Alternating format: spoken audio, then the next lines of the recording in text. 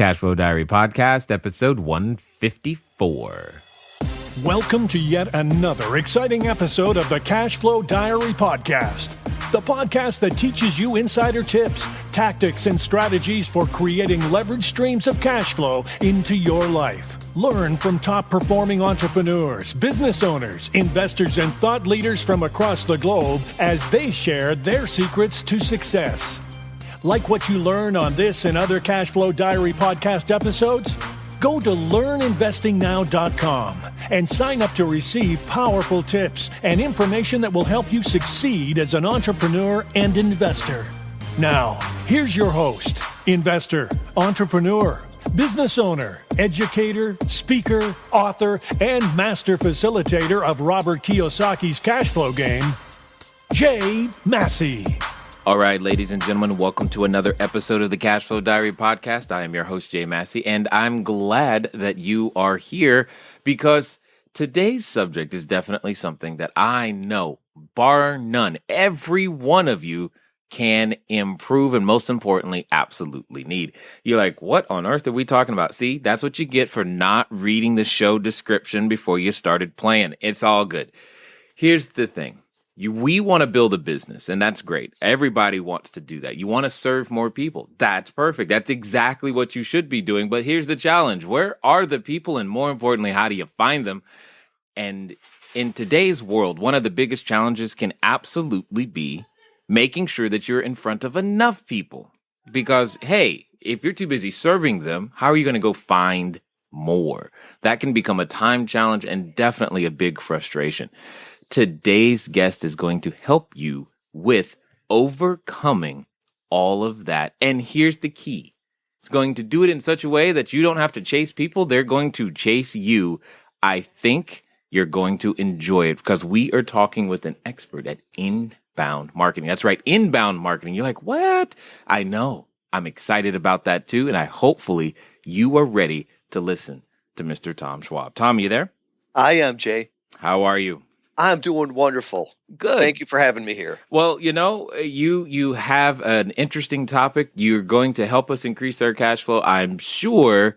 But before we get to that, I think everybody knows the first question I'm about to ask you. So I look at today's entrepreneurs, and of course, you being one of them, as like yesterday's superheroes, you know, whether that be Wonder Woman, Daredevil, Superman, Spider-Man, it doesn't really matter. And they, you know, we get dressed up. They got dressed up. They dress up in tights and save people from their own messes and solve problems, et cetera, et cetera. And I think that's what today's entrepreneurs do. And you do the same thing. However, before they put on the tights and the masks and the capes, they were normal people. Maybe they got struck by lightning, dumped in a vat of acid, or, you know, bit by a spider. But what happened is that they took that disadvantage, turned it into an advantage, and became something more.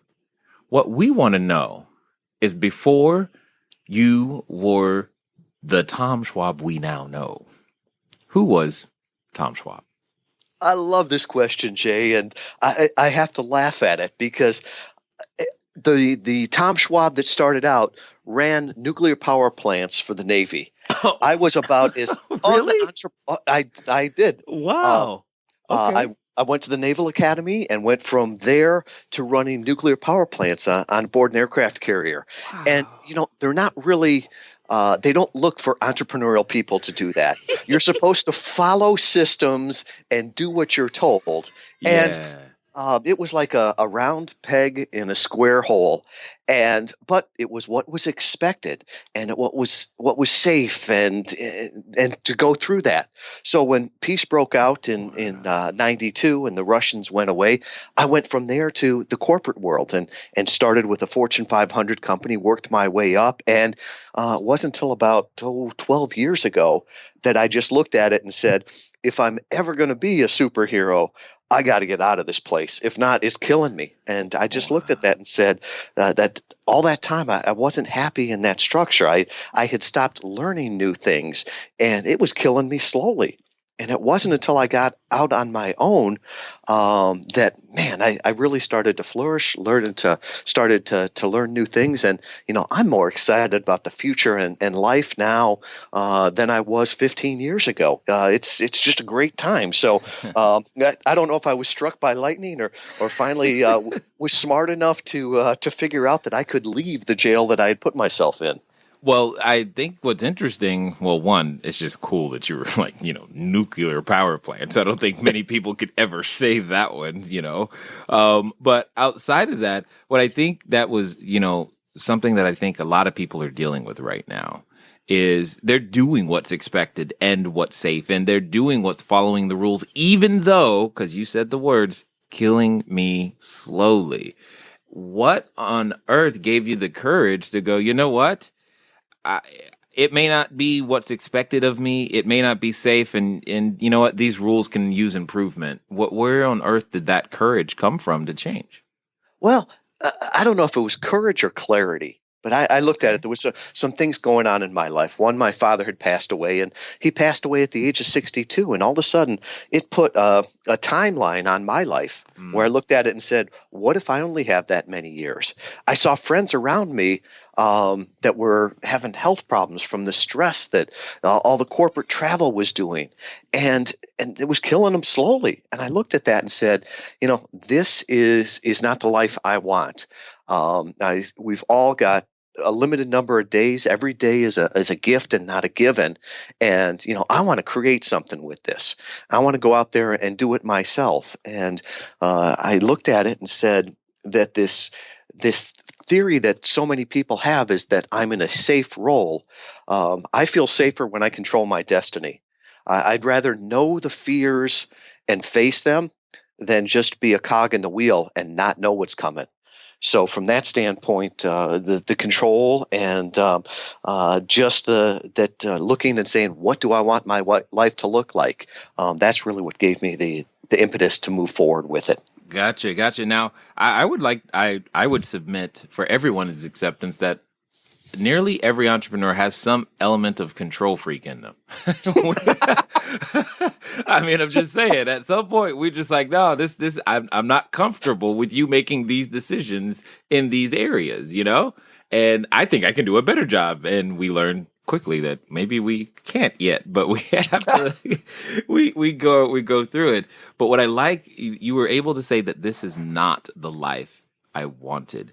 So did you then sit down and actually take a moment and try to define what it is you did want?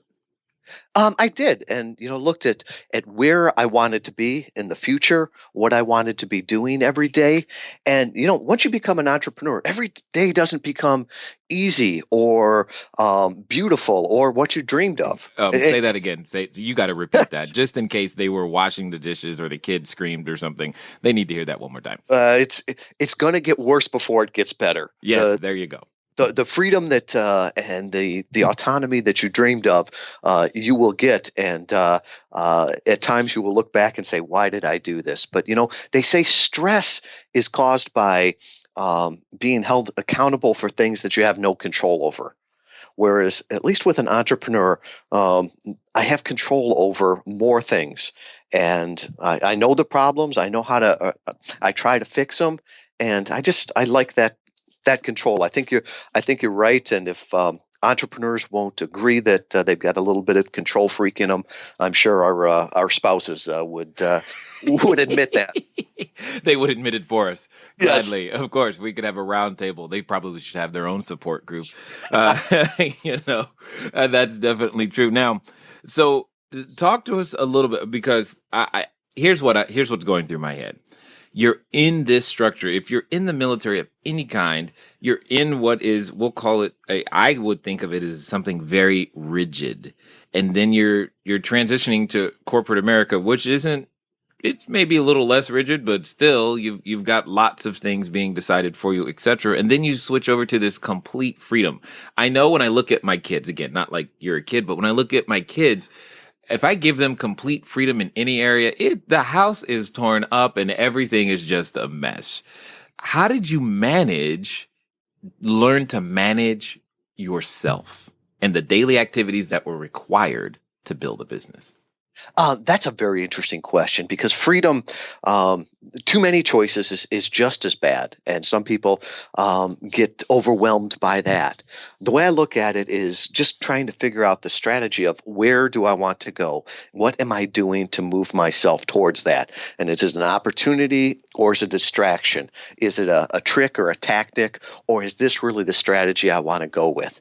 Because, going back to the military, tactics win battles, but it's the strategy that wins the war. So with every decision, with every opportunity, I'd always try going back to say, what's my strategy here? What's my strategy to grow my business, to attract and engage and delight my customers? What's the strategy of what I want to build? And then look at every decision along the way and saying, does this help it? Does it hurt it? Is it an opportunity or is it just a distraction? Got it. What I like about what you just said, though, is tactics wins battles and strategies wins the war. For those of us, myself included, who might not have as clear a definition of the difference between a tactic and a strategy, what would you call them? How would I identify them in my own business? Yeah. To me, a tactic is the newest trick. Right. So when you see that somebody comes out with, hey, this Facebook trick works to drive traffic. It may, but it's going to work for a short time because sooner or later, everybody's going to figure out that trick or that tactic, and it's not going to work. The better way is to look at the strategy and say, from your business, okay, how do I want to engage with my customers? Who's my ideal customer? How do I nurture the customers that I already have to keep them with a higher lifetime value, or to keep those customers as opposed to having to go out and find all new ones? And looking at it from that standpoint, the 30,000-foot view, as opposed to should I use this tool or that tool? Because if you figure out where you want to go from the 30,000-foot view, then some of the tactics or tools that you can use make a whole lot more sense. Got it. And listening to you, I find this to be very true. Or at least this is I have a very, very strong belief that even if, before you were a superhero and an entrepreneur, etc., you were a single mom or, a janitor or anything, whatever you did before plays a positive role in what, style of entrepreneur you are today. And I'm just curious as how you feel your prior experience in the military gives you an advantage or a disadvantage or what have you as you have moved forward throughout your entrepreneurial career. I think some of it is the structure and thinking through things, the process that if you set up the process right, that you can make the machine work for you. And have that cash flow come through it, and really that's the whole idea of a business. A business should be set up so that it can support itself, it grows itself. That you have systems that support that. It's not just one off and flying by the seat of your pants all the time. Oh, come on! I like flying by the seat of my pants. No, I'm just kidding. Go ahead. Well, and we all do that, but at a certain point, we're doing things that are flying by the seat of our pants, but we've got to have the systems that we put into place to support that growth and build that growth, because it comes to a certain point where if somebody asks you, would you like your business to double tomorrow? Well, if that means doubling the amount of problems just to double the amount of income, there's a lot of business owners at that point go, it's not worth it. And those are the businesses that you see that just sort of reach a point and don't go from there, and they're limited by their systems. And so I think from my engineering background, my military background, thinking through things, I'm always thinking of how can I systematize this? How can I use this tool to leverage it more? So how can I use social media to amplify and leverage myself, not to ever replace it, but how can I use those tools so that I can take it to the next level and the next level? Because as you and I know, we've only got so many hours in a day. And, we can't start taking them from sleep long term. That's not going to work. You don't want to start taking it from health or your family. That's not going to work. So you need to really figure out systems and ways that you can use that to multiply your time. And we live in a wonderful world where our grandparents would have never dreamed of the things that we can do. And it's exciting to be able to use those as part of your strategy to attract more customers, convert them, and really delight them. Indeed, indeed. Now, so that everybody knows, the thing that's interesting to me is that, okay, everybody knows by now, or at least if you've listened for a while, you've heard me mention more than once that I'm naturally an introverted and shy person. So what does that mean? That means from a business standpoint, if you stay that way, you starve. So you have to find a way to, and this is what I did. So in person, I didn't use online or those types of things. I mastered many, many different strategies to attract people to me when I was in person so that I would always have referrals coming in, et cetera, because I hated the energy, just the sheer energy of getting up to go force myself on people. That's what it feels like.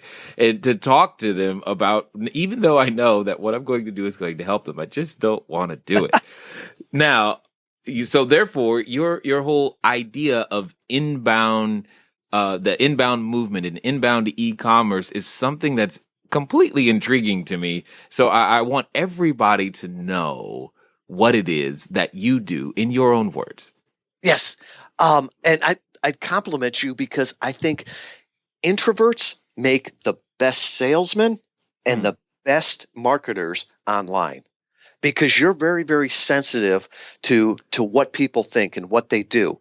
And when people ask me what is inbound marketing, the first thing I do is say, well, you know what outbound marketing is, right? Because that's what makes you cringe. That's the spammy emails that always get sent to you. Right. And that's the interruption television commercial or the radio commercial or even those billboards that are, just our site pollution after a while. It's all about talking about me, sell this, buy this, and it's Whoa, Tom, those billboards, they pay good rent. Just keep that in mind.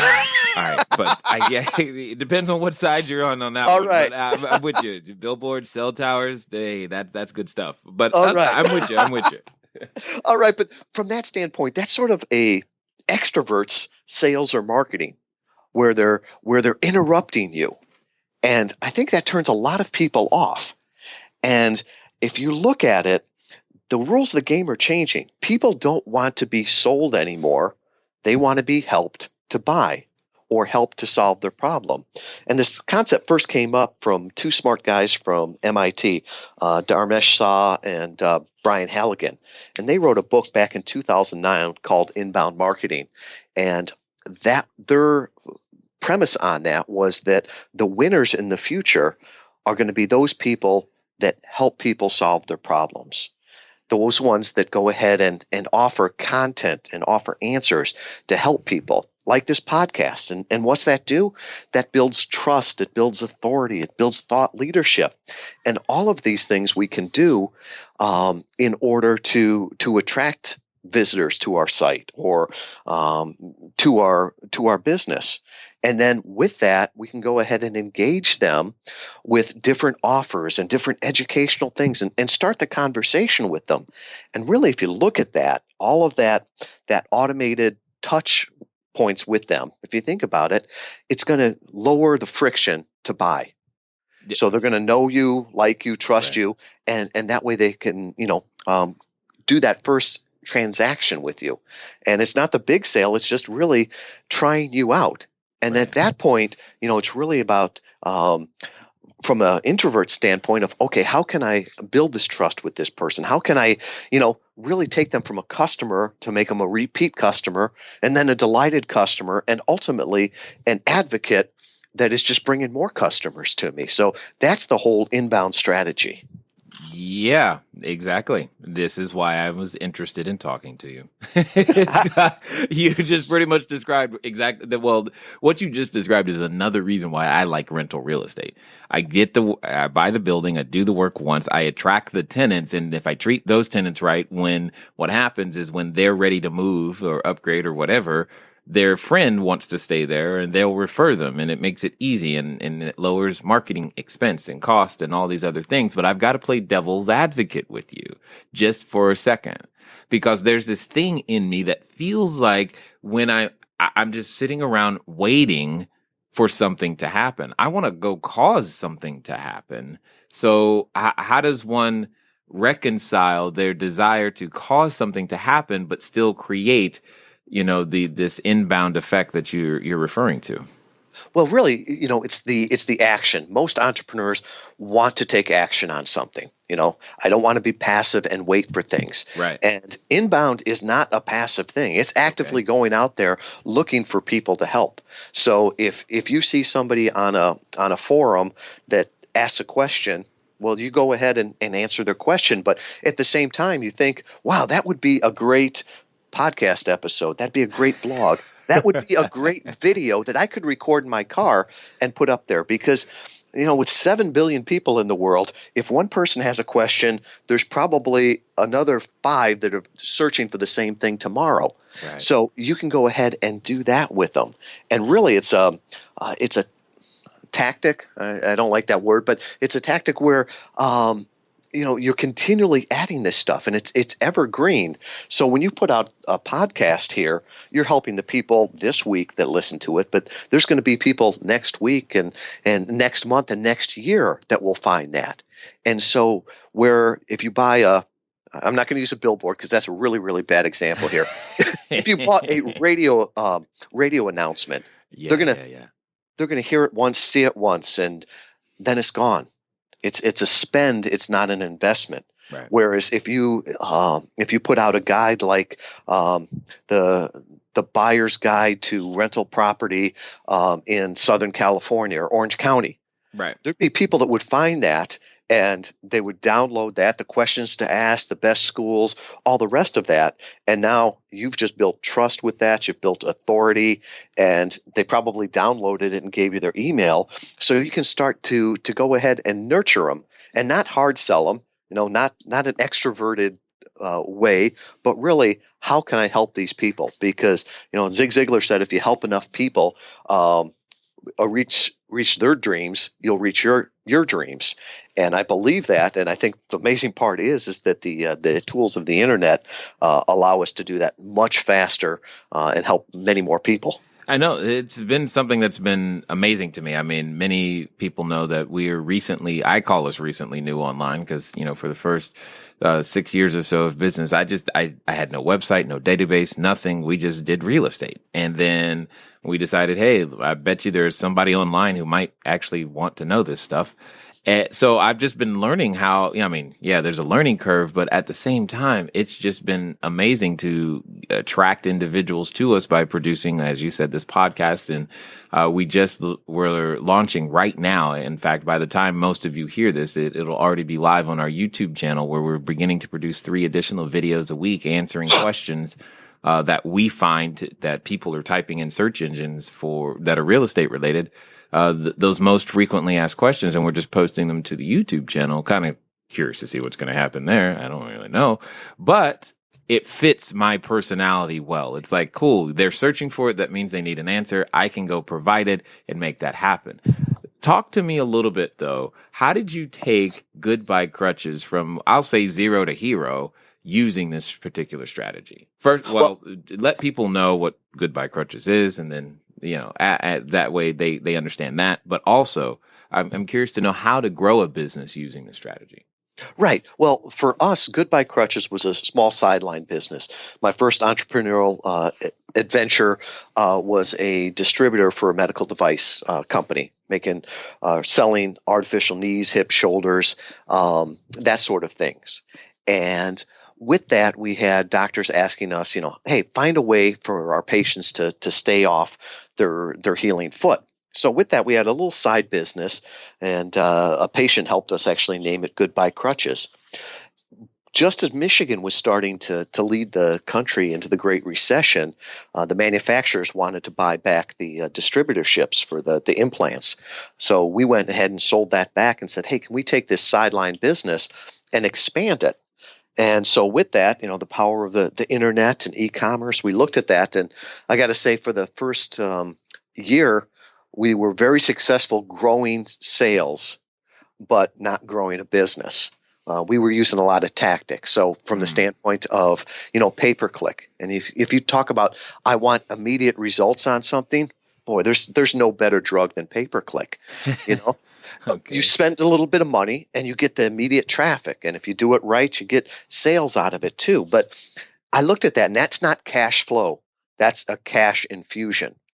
And from that standpoint is every day, it's like a drug. Every day you take a little bit and you get a rush out of it. You get the sales out of it. But to grow your business, now you've got to take a little bit more each day. And pay-per-click is getting more and more expensive for a couple of reasons. One, more and more people are getting in and using it. But then the other thing is that fewer and fewer customers will actually click on those ads.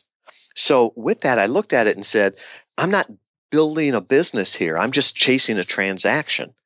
And that's not what I wanted to do. So like I mentioned, that book, Inbound Marketing, we read that. And at that time, it was really just a B2B model, that business to business. Nobody was trying it for e-commerce. So we started to hack it together. And really, if anybody had a question, we would go ahead and make a blog out of it and answer it. And I was amazed how much traffic that got and how many links it got back to our site and how many people would start to email us and engage us on that. So with that, we were able to use that and really build a system around that and start to use some better tools on it so that we had really a marketing machine there. So that we were. So hold on. If I'm hearing you correctly, basically, you don't want us to be a drug addict, i.e., PPC. I get that. I get that. I'm learning about PPC. We started about 100 days ago. I get some of what you're saying there, but this sounds more, at least in the vernacular or little terms that I understand, it sounds more like an organic strategy where you're search engine marketing or something of that nature. Am I close? Or, help me understand. What am I missing? Are you tired of letting good cash flow generating ideas go to waste? Go to cashflowdiary.com/ready to apply for a complimentary, yes, that means free, one-on-one breakthrough session.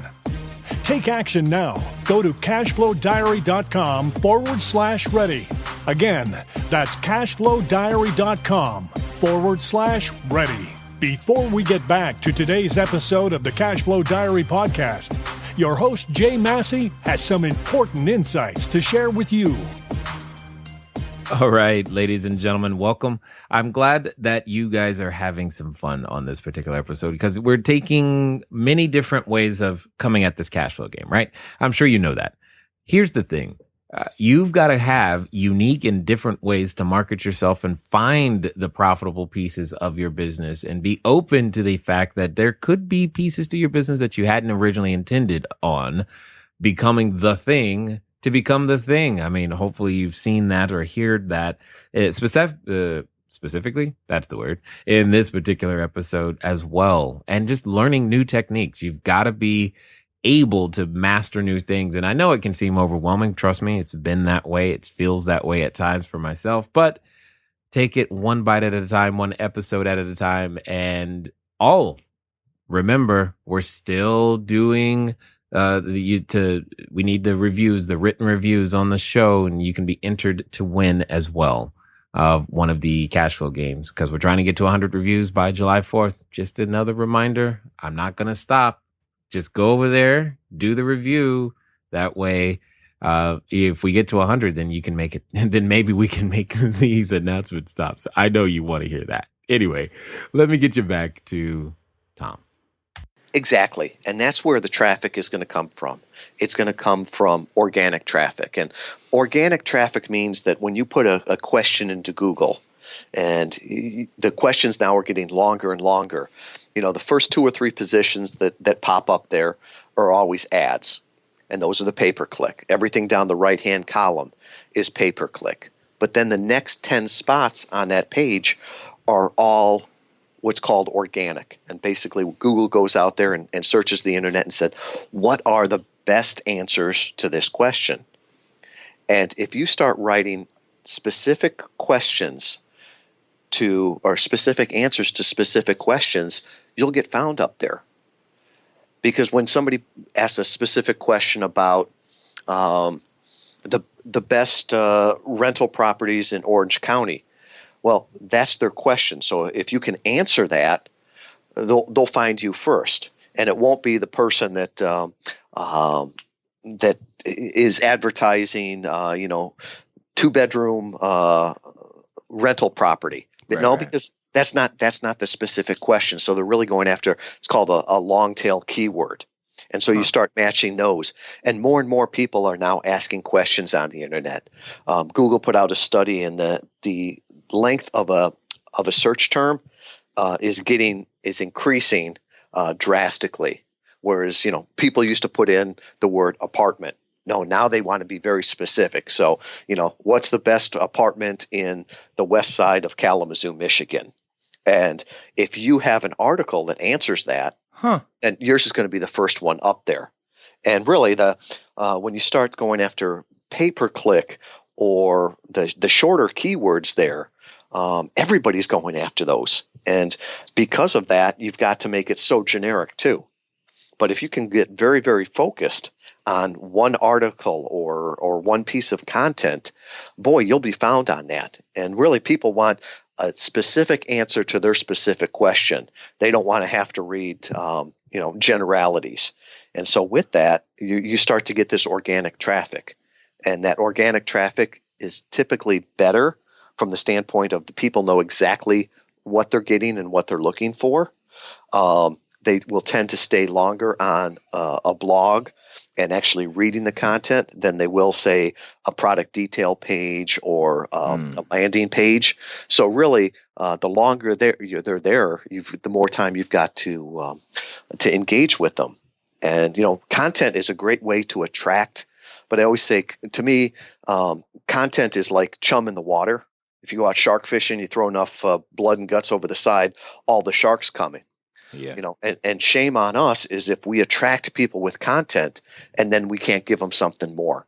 So at the end of every piece of content, if it's a video or a blog, to put some kind of call to action there. And it's not buy now, anything like that. But hey, here's a free guide that sort of goes along with this that has more information. It could be a checklist while you're looking for something. It could be an online calculator, anything like that to really start to engage them. And really looking at it is not a transaction, but how can we start a relationship here?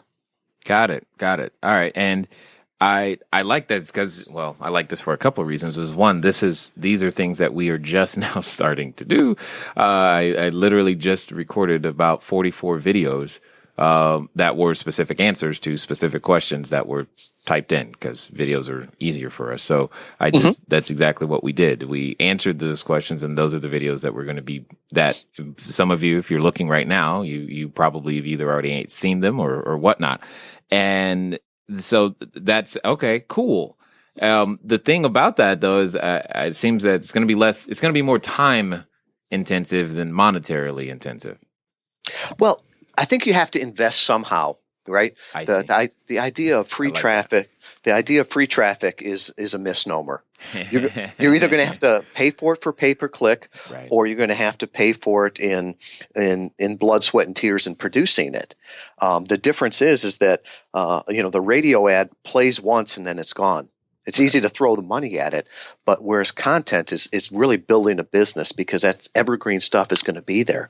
And one of the great things that content can be used in different ways. So that same video that you just recorded there, well, heck, you could take that and transcribe that the audio on that and make a blog post out of it. You could go to a site like rev.com and they'll transcribe that for $1. That? Rev, yeah, REV.com. Okay. And they will transcribe the audio from that for $1 a minute. I'm not IR engineers, as I always say. I'm not a natural writer. I do much better speaking. So when I do my blogs, I do my blogs on an iPhone from the standpoint I'll have an idea and to make that content, I'll just go ahead and record a 5-minute discussion or a rant on a topic, and then I'll have that transcribed for $5. And that gives me a first draft on it. And that's probably 90% of the way there to making a blog. But in the same way, you want to make sure that you're giving people content in the way they like it. So people always say, well, should I be on Pinterest? Well, if your audience, if your ideal buyer persona is on Pinterest, yeah, you should be there. Right. If you've got people that like videos, give them videos. If you got people that like audio, give them podcasts. If you got people that really want the blogs, go ahead and transcribe that, make it into a blog. And some of the most amazing things on organic traffic, Jay, is when you start to go and I put in a question, and number 1 and number 2 of those pay-per-click ads, but number 1 through 4 then are the same piece of content that you put out. And the first one is a video. The second one is the podcast. The third one's the blog. And the fourth one's a slide share. And it's all the same raw content. You just put it in different ways. And different people want to see it in different ways. And, shame on us as entrepreneurs and business owners if we don't make it easy for our customers to connect with us. Well, what's interesting about what you're saying, well, first of all, it resonates with me totally. Love every bit of it. Because that's part of the reason Cashflow Diary started, as everyone knows, is to document the stuff that was in my head so that my kids could have something to follow, et cetera, et cetera. And by answering these questions, that's the very thing that, our customer, it's clear. You don't have to guess. It's like, hey, this is what they want to know. Well, I can answer that. We spend so much time trying to create a product or a service going, what do they want? Well, they just told us. Let's just answer that question and kind of move from there. So, but I guess my question becomes is, if you're going to do all this, what is your favorite way to, say someone has an existing customer base and they haven't done this? What's the favorite way to figure out what, in your opinion, what's going to help them be able to turn those transactions into relationships? Mm-hmm. I would say a couple things. One is that everything online, the customers tell us what they like. So look at the analytics, not for vanity metrics, but to see what the experts are telling you. And the experts in a business is not the business owner. It's not the consultant. The only expert in a business is the person that votes with dollars. Right. So your friends will tell you what they think, but it doesn't matter unless they're buying the product. So to look at that and the feedback they're giving you in those. The other thing is when people start talking about, well, what content can I use? Well, if you've got customers, you've got content generators right there. And user-generated content is the holy grail of inbound marketing. So those thank you emails or the feedback that you get from people, you can go ahead and take those and turn them very easily into a story, and a story that tells and sells other customers on why they would want to work with you. That picture of a happy customer that they send you. Well, that's a gift. And the worst thing you could ever do with a gift is to ignore it, right? When you put it that way. Keep going. Think about it. If I send you a Christmas gift, I'm okay with if you say, "Oh, thank you, I loved it," or "Thank you, I got it," but I don't take a woman's small in that sweater. Okay, I understand that, but if I just sent you a gift and you just totally ignored it, that would be insulting, and guaranteed I would never send you another gift. And you think about when people share feedback with us as companies, that's a gift. They don't have to do that. That's a gift to us.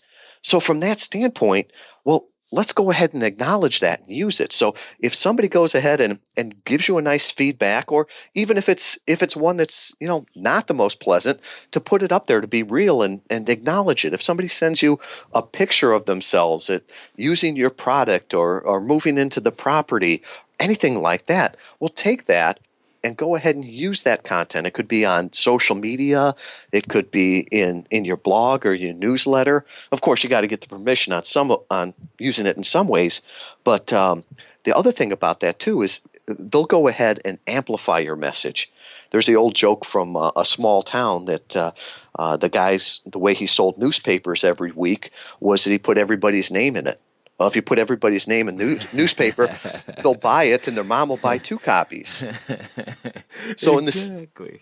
in the same way with user-generated content, when you go ahead and put, my picture or my story in, I'm going to amplify that. Even this podcast here, you're going to go ahead and share that with your community, but I will go ahead and share that with my community also. Yeah, so and we're going to make sure to put your picture there too. So that's your name and picture. Okay, Tom, you good? All right. But with that, everybody wins with that. So I would tell business owners, if you've got customers, you've already got great content. Yeah. That's a new way of looking at it, and I definitely like it. That's for sure. So here comes the magic question then. When do I sell something? I mean, it's one thing to serve and answer and be that way. How does one translate or transmute this relationship? When does that happen? Right, and ultimately we're all in e-commerce, right? If you're online and you're selling, it's e-commerce. We're trying to make money off of this, and we make our money from serving people. So as you're with all of your content there, you're trying to solve their problem, not sell your product. But you want to make sure that you can help them solve their product with your product, if that makes sense. So what you always want to do is, move them along. So to help them define their problem, to help them give the options to their problem. And when they're in the decision phase, to offer your product as a solution. One of the best compliments that I ever got from a customer, and it's probably the weirdest one too, was when he told me that we were just like Preparation H. And okay. Yeah. And I said, excuse me? He says, no, it's a compliment. He said, nobody really wants your product or service. And on this, he was talking about the equipment we had that you needed after foot or ankle surgery. Because he said, you've got to have a problem first. So nobody wants a problem. They just want the solution. So he said, from that standpoint, you gave me relief. You were fast. You were helpful. You were doctor recommended, and that sort of made me look at it and say that nobody really loves our product or service but ourselves. The customers, they just want their problem solved, and I think we've got to focus on solving their problem, not selling our product. And it's a fine line there. But if I can show you how you can solve your product or your problem with my product, then you want to buy. So I'm focused on helping you buy, not trying to sell you something. Yeah, Tom, you kind of burst my bubble there. You're saying they don't love me? I mean, come on. I thought they loved me for me. Well, they love how you can solve their problems. Got it. So it's all about them. That's what you're telling me. Okay. No problem. I can get over it. And that's a difficult lesson occasionally to run into and to figure out, because I know I can stay up late one night and go, yeah, this is the one. This is the thing. And I'm absolutely wrong, because the customer's always right on this one, because that's just the way it comes down to it. So here's a question then for you. With your services, etc., how would you help? Like if someone wanted to start today, maybe they're thinking, it's too late, I can't get in, or what have you. What would you do specifically if you were starting today to get started online or anything, if you were trying to build your cash flow that way? For me, the first step in online business or any business, I think, is to define your ideal buyer persona. And by that, I mean, who is the person that you can delight, that you can help, that you're really going after? The world's got 7 billion people. Not all of them are your customer. What? So, no, because come on. No. there are some people that you will delight and do wonderful for. Sure. And there are other ones that you're never going to really mesh with. And video is great for that too, because some people are really drawn to you from that. Other people don't mesh, and that's fine. you don't need 7 billion customers. You Hey, need to hey. you you need to find the people that you can really identify with, and really, once you look at that and say, okay, who is this person? What are their demographics? And that's all the stuff that a census bureau can tell you. What's their average age? Where do they live? What job title do they have? That's part of it. But the other part is called psychographics, and that's really, the stuff that their best friend or their spouse would know. And I'm not talking creepy NSA stuff here, but really, okay, where did they get their information? What are their fears? What are their hopes? What are their aspirations? Who do they trust? Things like that. And if you have a good picture of who your customer is, boy, it's really easy at that point to come up with content and say, what kinds of questions would they have so I can answer them? Where would I find them on social media? What friction or what concerns could they have that I could address right up front with that? So with that, trying to focus on that person, because you'll be happier serving your ideal buyer, and they'll be happier with it too. And if it turns away some people, that's fine. If you're not set up to service those people, well, there's somebody else that is, and you can do them both a service by just focusing on those people that you really connect with. So for anybody that's starting either an online business or a brick and mortar business, try to figure out who your ideal customer is, that ideal buyer persona, and then focus everything on them. One of the examples I use is, you think of Sears or Montgomery Ward's if you're old enough. And those were stores that tried to appeal to everybody, and sort of they appealed to nobody. And then you flip it around and you've got stores like Abercrombie and Fitch. They do a wonderful job, focusing on a small niche and really connect with them. And I think that going forward, we're not all trying to be the Amazon or the eBay of the world. What we need to do is really start focusing on our tribe, our niche, those group of people. And the first step in any business or any content is figuring out who that person is. Yeah, totally understood. And again, guys, this is absolutely true inside your real estate investing, because you are uniquely created to serve a particular type of customer with your real estate and real estate plays. Very uniquely positioned in that sense. And you need to know that, because some of you probably bought too high, or you bought too low, or you're just frustrated with the experience, and it's right there because you're not serving that person. So you bring up this concept. So I've got to put you on the spot on this one, so that, because some people may not understand. So I'm going to let you tell us, what is your customer's ideal persona? Sure. Let me go to our e-commerce customer from Goodbye Crutches as an example. Sure. That was, that way I can use that example as opposed to our different clients' examples. We've got different ones. We've got, Mary the Motivated Mom, and that's the person that's 30 to 50 years old.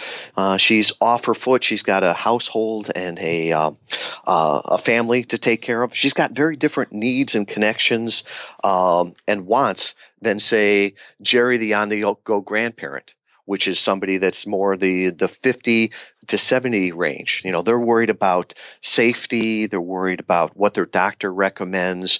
They're worried about different things with that. So when you message them, there are different messages, different things that you want to really focus on.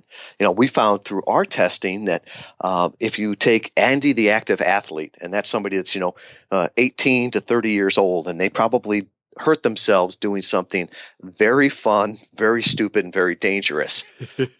If you show that person a picture of that person to somebody that's Jerry the on-the-go grandparent, they will look at that and say, "Oh no, I could never use that. That's not something that would work for me." The flip side is if you show a picture of a grandparent to somebody that's 25 years old and just hurt themselves snowboarding, they're going to look at that and say, "I wouldn't use that." And I think in real estate it's the same way. If you're going after young families, you don't want to put pictures of corporate executives around a boardroom on it. I mean, and the flip side too is if you've got, high end executive real estate, Right. Don't put the family with two kids in one car picture in there. It's just, it doesn't connect. So really, you look at it from who am I connecting with, and even within your site, you can do different things and segment those. One of the really shames in the internet is we go ahead and we count the number of unique visitors that we have to our site or in our list, but then we treat them all the same way. And that's wrong. What we need to do is treat people like individuals. And so you can segment them and figure out where they are and give them good content with context that connects to them. Nice. But this brings up the magic question.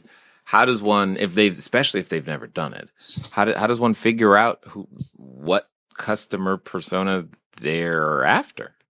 Sure. If it's not rocket science, and you already know that person in your mind. If you don't, your customer service people do, your sales people do. You could probably talk to some of your best customers right now and get a sense from them. There's a resource on our website that we've used for different people. If you go to inboundmovement.com/personas, that's personas plural. There's resources there, and it's different checklists and different questions to ask yourselves, both on the demographic side and the psychographic side, so that you can start to put those together. And one of the things that we even encourage our clients to do is go ahead and find a picture on Google Images that you think sort of looks like that person, and put that up, and then write a little narrative with them of who they are, what they need from us. We've got e-commerce customers that have done that and actually made posters of these people and put it up in their office. So when all of a sudden somebody calls up, or they're have a new potential customer, they can say, "Oh yeah, that's Mary the Motivated Mom," or that's first time Tom home buyer. Things like that, so that they can figure out who they are really quickly and figure out what message they need to give them. And also, as you start going through, automated nurturing and things, you can make sure that you get the right message to the right person. Nice. I love it completely. Now, I'm sure at this point, there's a number of people who are they just want to know more about what you're doing and the persons that you're serving. What's going to be the best way for them to catch up with you? Sure. The best place to find me is on LinkedIn. Tom Schwab from Kalamazoo, Michigan. I've got two websites. One is inboundmovement.com. Like I mentioned, that's a new one we're launching. And then our consulting business is at inboundforecommerce.com. Excellent. Now, one last question. Let's pretend for a second that Mary, the Motivated Mom, is listening and she's going, you know what? I am ready to go out there and become that superhero. She could be standing in front of the superhero outfit store right now as she's listening to us. But yet she's still feeling a little bit of that doubt and that nagging fear and that nagging, can I do it? And is anyone really going to read my article online type of stuff? What would you say to her right now? I would say to her that the best way to find out is to take action, and that you're not going to learn anything from your customers without putting out and taking action. I guarantee that first piece of content, the first blog, the first podcast, the first video will be the worst one you ever put out. Oh yeah. But they'll all get better. And with that, you can learn from other people. And Jay, we didn't talk about this before, but I got the idea as we were going through here. If anybody wants to learn more about inbound marketing, I've done a presentation before, and I'd be thrilled to do it for your audience. They just go to inboundmovement.com/CashFlowDiary. We'll do a webinar there, and we'll record it. If you can't make it, just sign up for it. And it's the webinar is called Inbound in an Hour. And there was a lot of stuff that I touched on here, But with that, with the webinar, we'll go through and give you the pieces in it and show you a roadmap and at least a way other people have done it, and hopefully give you some great ideas on how you can start going and using these tools of the internet to attract more visitors, engage more leads, and delight more customers. Excellent. I love delighting customers because that usually means I get rewarded with certificates of appreciation, usually called dollar bills. So I definitely appreciate the time that you have taken to be with here today and invest inside the Cashflow Diary audience. Thank you very much. Thank you, Jay. All right, ladies and gentlemen, you know what time it is. It's time for you to move at the speed of instruction. What does that mean? You had so many resources in this particular episode. If anything, you're just like, I don't know what to do first. Well, do something first. Go register for the webinar. Go over to Inbound Movement. Figure it out. Inbound for e-commerce. It doesn't matter. Do something. You know, the best way to make sure that you are not in the same place a year from now is that you take something that you learned today, and in the next 24 hours, you take one measly measurable step in that direction. I look forward to talking to you guys soon. Until next time.